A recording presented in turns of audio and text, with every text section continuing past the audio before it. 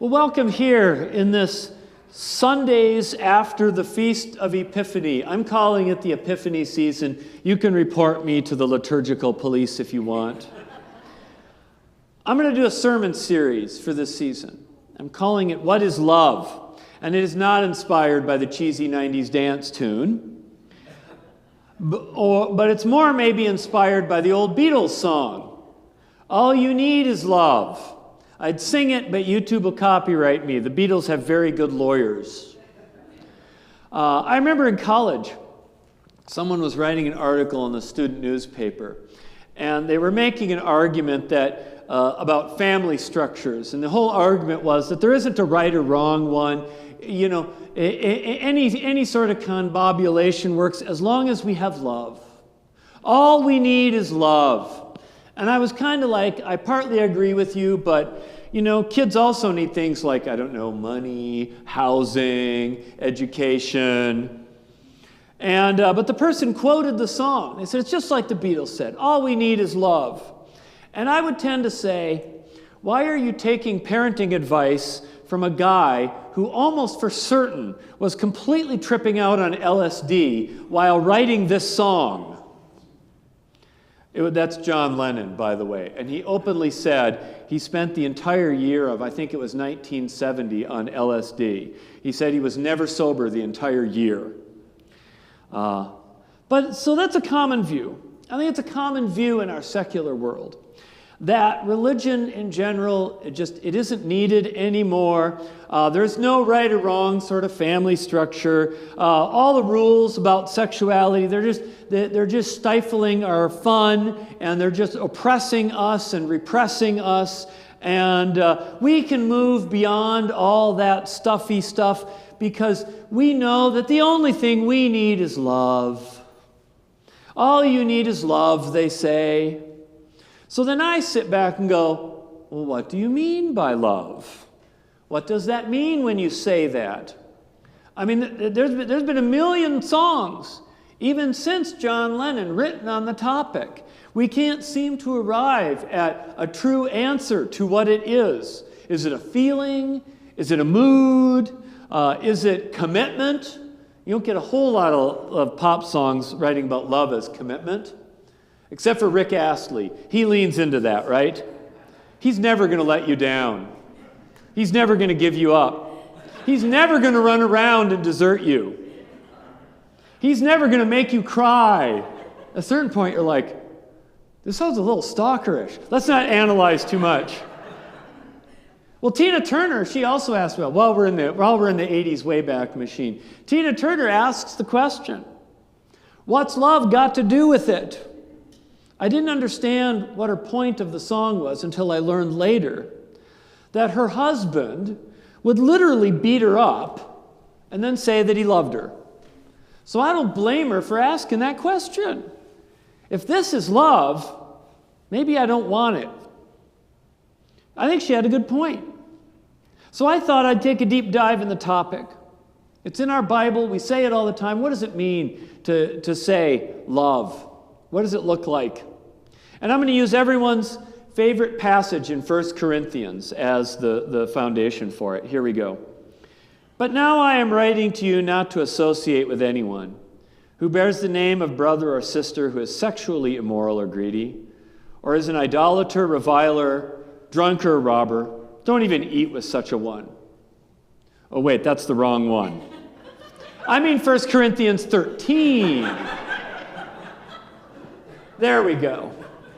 It's the one we read at weddings, or the one that people request at weddings all the time.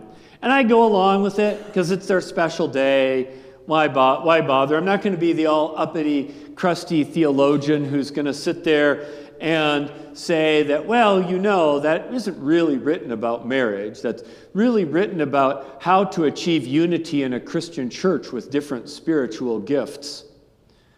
In fact, there's even a theory out there, I think it's pretty solid, that this chapter 13 was written by Paul and kind of spliced in later. Because if you read 12 and then you jump to 14, it reads kind of seamlessly, but it doesn't answer the question. Because all of 12, he's basically saying, you can have all these gifts and that's great, but if you don't have love, it's not worth anything. So then obviously the question then becomes, Paul, then what is love? So we think he might have, it's a theory, might have spliced this in. We believe Paul wrote it. But so here's the story of that in a nutshell, right? Like I said, the church in Corinth, a lot of them were new Christians. They had been Greek and Roman. They came from pagan backgrounds, and they had tons of outpourings of spiritual gifts. We don't think it was a big church, but we think it was a really charismatic church. It would have been a very Pentecostal church. I mean, the gifts Paul talks about, prophecies, tongues, miracles, healings. I mean, this was a revival going on here.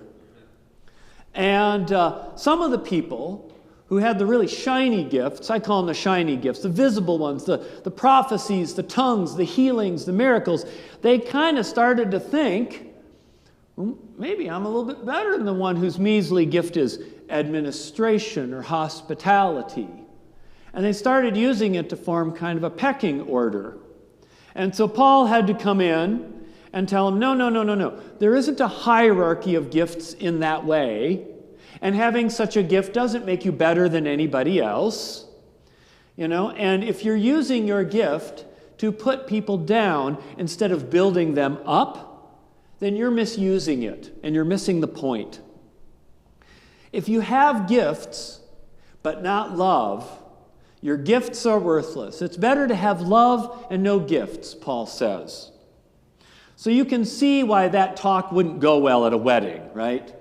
When you're standing there, and you got the mountains behind you, because that's what you do in Arizona, you get married with the mountains behind you, and I'm standing in the middle, and all the groomsmen are sitting there with their hands like this, going, party, drinking, and all the bridesmaids are sitting there going, these heels hurt my feet, when can we be done?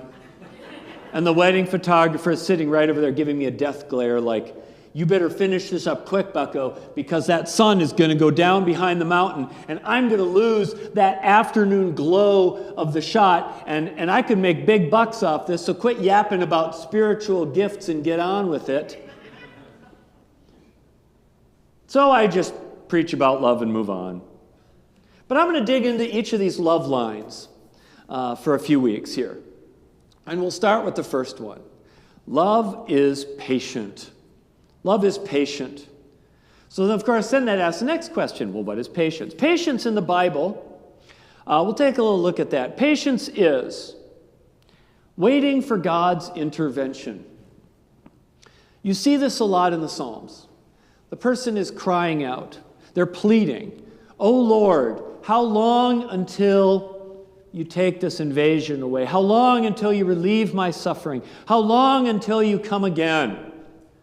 And they pray for patience. Let's look at Psalm 37. Be still before the Lord and wait patiently for him. Do not fret over those who prosper in their way, over those who carry out evil devices. Refrain from anger and forsake wrath. Do not fret, it leads only to evil.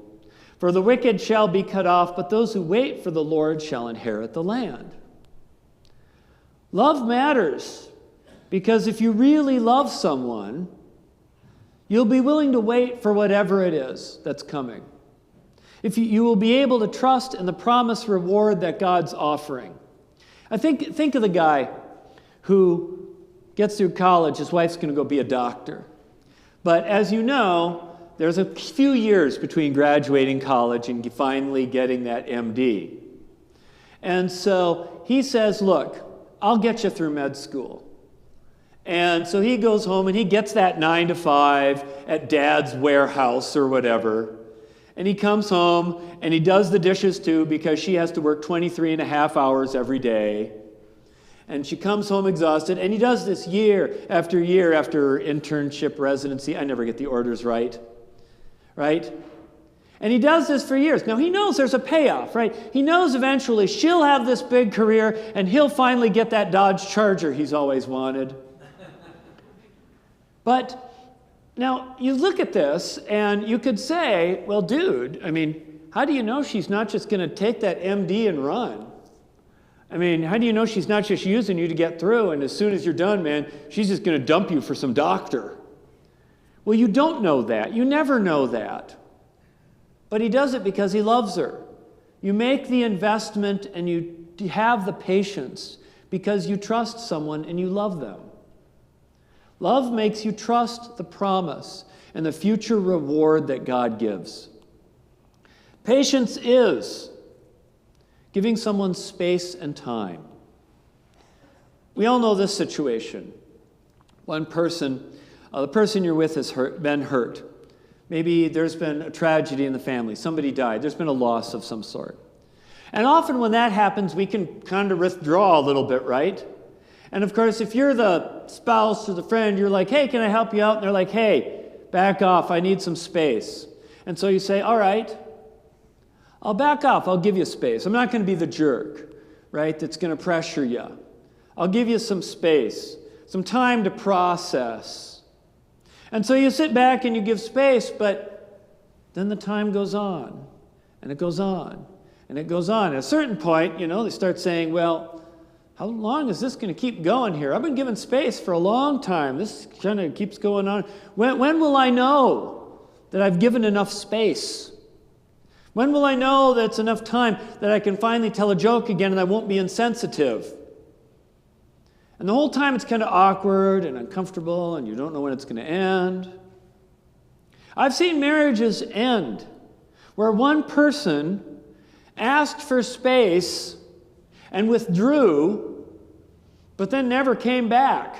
Never got the counseling, never actually processed the grief, kept there subtly dumping on the spouse, and never came back from this, and the spouse just says, look, I've been doing this long enough, I can't do this forever. Now, I would have hoped, in an ideal scenario, that one could have said, look, how long is this going to be? But you kind of get afraid to ask, because then you feel like you're rushing. And you don't want to rush. You don't want to say, hurry up and be done with your grief already. You know that's insensitive, so you don't say anything. But when we don't say anything, that's when resentments build and we get irritable and we don't process things. So patience is giving people space and time. And if you love them, you do it. And if you're the one getting the time, you should give people a sense. Now, there is a other flip side to the give me space and time thing. You see this where somebody will say, you see this online, somebody will say like, well, I told him to give me a break, that I didn't want to do anything right now, and he said, okay, and walked away. I'm like, don't you understand you're supposed to come after me? Like, no. You said give me space, he honored your request, this is a test, and Paul didn't add that verse, but he should have. Love does not give tests. That's weird passive-aggressive stuff. Respect boundaries. What else is patience? Patience is a spiritual state. I get a little bit mystically on this one, but it is true. Your personal connection to God, your own comfort in that space with God, your own comfort in God's presence, that brings peace. And when you're at peace, you're more fulfilled. And when you're more fulfilled, you're more patient. Contentment in God brings patience because you're not feeling this itch, this need that needs to get filled. Psalm 40. I waited patiently for the Lord. He inclined to me and heard my cry. He drew me up from the desolate pit, out of the miry bog, and set my feet upon a rock, making my steps secure. The way of the follower of God is so saturated with God's presence, so filled with holiness and love and heavenly bliss. These are all words Christian saints have used long before me. That you no longer feel lack, so you no longer feel hurry. Without lack, you have no hurry. Because needing to hurry is a sign that you can't stand the state you're in, and there's something you're not getting, and the lack is what's bugging you. It's not really a concern with time that makes us impatient. It's a concern that we're missing out. But when you're in a state of love, nothing is missing. Everything is full. You have all you need. So I guess John Lennon is right, kind of in spite of himself. Not in the way, I don't think he's right in the way he intended it. I think he was kind of saying, quit criticizing me for being with Yoko Ono while I'm still married. Don't let your fuzzy, visions of morality intrude on my freewheeling lifestyle. But, he was making a statement. But to say that when we feel love, that we are in no hurry, and that it satisfies our needs, well, that part's true. He was right, maybe in spite of himself. That's why Paul says, love is patient. Love is patient. And it's there in all of God. When it's there in its fullness, you lack nothing. Your life lacks nothing. And from a position of fullness, you can love without anxiety or hurry. Amen.